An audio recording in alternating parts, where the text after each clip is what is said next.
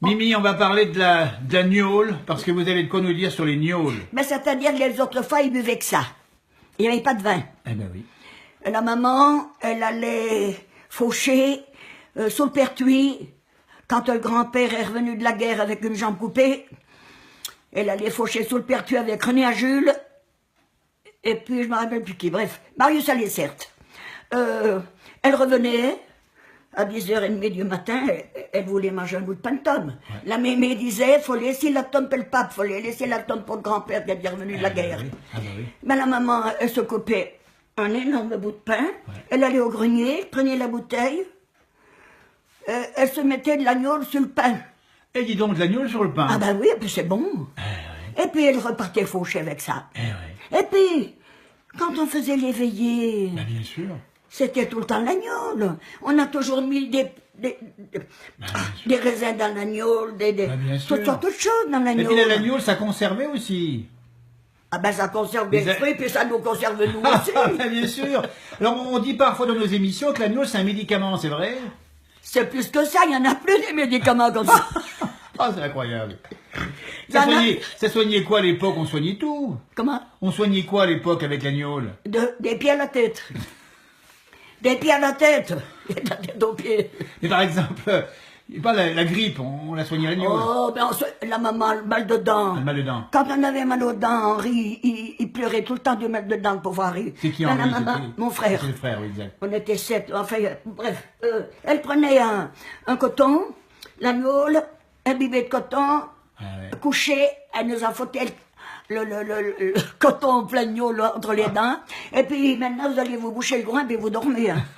Ça nous endormait. Ah, mais ça faisait dormir. Et ça guérissait le mal de dents. Voilà, alors le mal, alors la grippe. La grippe, c'est la grippe, c'est pareil. Ben, la grippe, tu mets une grosse cuillère de miel dans un verre ou d'une tasse. Et puis tu y mets un bon coup de gnôle avec un verre d'eau bouillante. Et voilà. Et puis tu vas te coucher. Et puis tu dormais bien, et puis ça transpire. Et puis tu transpires. Ah ben, il faut ça pour suer. Et le mal de ventre, on dit que le mal de ventre, pour digérer, il n'y a rien de tel qu'une bonne nuit. C'est pareil, monsieur de Paris. Ah ben, je te dis que ça soigne des pieds à la tête. C'est vrai. Mais alors, du coup, aujourd'hui, parce qu'il faut le dire, aujourd'hui, Mimi, la gnôle, c'est fini pratiquement. Mais tu sais bien, faut pas en parler à personne, faut même pas leur parler d'une goutte de vin, c'est pas leur parler d'un verre de gnôle. Ça vient de quoi, des gendarmes alors? Certainement la police, leurs conneries. Voilà. Leurs conneries. Alors on dit, Mimi, avec modération, parce qu'on va se faire encore... voilà, on dit avec modération. Ah oui, on dit deux, mais on fait bien ce qu'on veut. Ah bah c'est vrai, ça aussi. Oh, ils vont... rideau, hein. Parce que, dites donc, là, le rackabi, vous y mettez de l'alcool avec aussi, vous, hein? Mais c'est bien obligé, autrement ça tourne le lendemain. Ah, c'est ça, il faut pas que ça tourne. Et c'est de l'alcool à 90 en plus, hein? Pour le guignolet. Ah, le guignolet. Pour le rackabi guignolet, il faut de l'alcool à 90. Ouais. Tout le reste, j'y fais avec de l'eau de vie de pomme. Ah oui, c'est bon. Voilà. On n'en trouve même plus. Ah oui.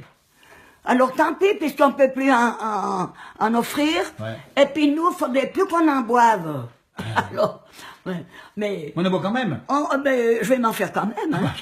Oh. Et puis quand il vient quelqu'un chez vous, Mimi, hop, un petit coup de rackabi. Ah bah bien avec sûr. Avec. Ah bah bien sûr. Ah mais ils disent non, on conduit.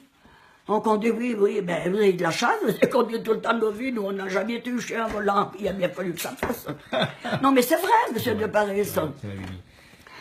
Merci Mimi Pauillac, avec son sens extraordinaire du propos et la justesse du propos. Allez Mimi, merci beaucoup, super.